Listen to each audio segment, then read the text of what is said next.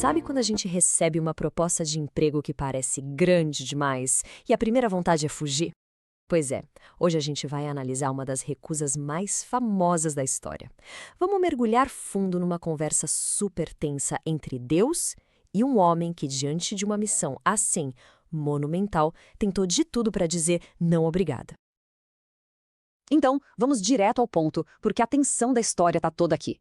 Não é bem um não definitivo, sabe? É mais uma hesitação, uma dúvida tão profunda que quase impediu um dos maiores eventos da história de acontecer.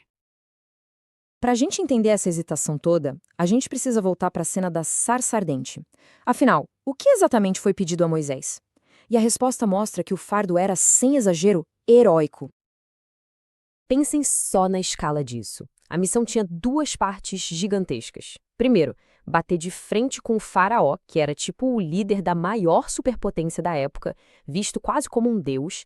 E segundo, organizar a fuga de uma nação inteira. A pressão era, assim, absurda. E é isso que nos leva à primeira objeção de Moisés. E olha, não era orgulho nem rebeldia. Era um medo super prático, muito humano. O medo de ninguém levar ele a sério. Essa era a preocupação exata dele. Basicamente, Moisés estava dizendo: olha, eu sou um ninguém, porque o meu próprio povo acreditaria que Deus, do nada, falou comigo. É uma verdadeira crise de credibilidade antes mesmo da missão começar. E é aqui que a história fica fascinante. A resposta de Deus não é um sermão sobre ter fé, é uma demonstração de poder. É como se ele entregasse a Moisés um kit de ferramentas práticas para calar a boca de qualquer um que duvidasse. Então, aqui estão os 3 milagres que Deus deu a ele. Cada um era uma prova de autoridade que não dava para negar. O cajado que vira serpente era um símbolo de poder que até os magos egípcios reconheciam. A mão doente e curada mostrava controle sobre a vida. E a água em sangue? Bom, isso era uma prévia bem sombria porque ainda estava por vir no Egito. A gente poderia pensar que, com superpoderes na mão, Moisés estaria pronto, né? Mas não. Ele revela uma segunda insegurança, algo muito mais pessoal, mais profundo. Aqui a coisa fica ainda mais pessoal. Moisés aponta para uma dificuldade dele com a fala, uma fraqueza que para ele era um imperativo total. Mas a resposta de Deus é uma lembrança poderosa. Peraí, quem foi que criou a boca? Eu vou estar com a sua. É uma promessa de capacitação divina na prática. E este é o auge da relutância. Depois das provas de poder, depois das promessas de ajuda, Moisés simplesmente tenta se demitir. Ele basicamente diz: missão ótima, candidato péssimo, por favor, escolha outro. E este é o ponto de virada.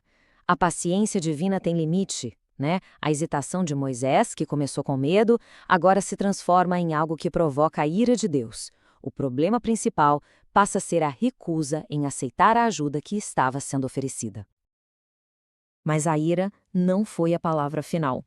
Em vez de simplesmente abandonar o herói relutante, Deus oferece uma solução, um ajuste no plano que finalmente quebra o impasse e coloca a missão de volta nos eixos. Então a sacada é essa.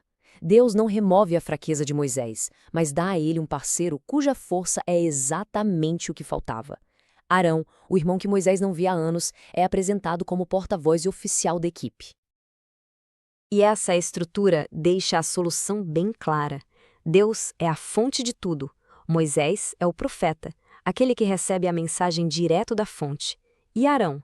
Arão se torna o porta-voz, o microfone público.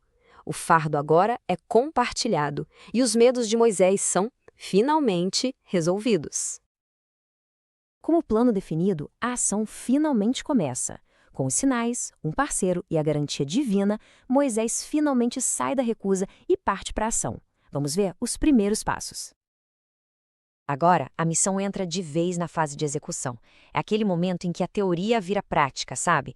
Quando os dois irmãos finalmente se encontram para começar o trabalho de verdade.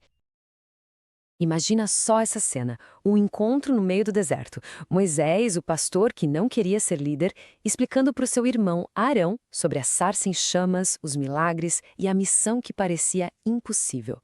Ali, a parceria é selada. E aqui a gente vê o resultado do primeiro teste. Diante dos líderes do seu povo, Arão fala e Moisés demonstra o poder. E a reação?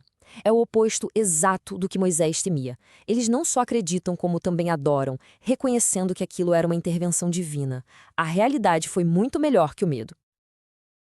E isso tudo nos deixa com uma reflexão final. Essa história não é só sobre um líder antigo. É sobre a jornada que todos nós passamos ao encarar uma tarefa que assusta, a luta contra a síndrome do impostor e a descoberta de que, às vezes, a qualificação mais importante não é a autoconfiança, mas a coragem de seguir em frente, mesmo com medo.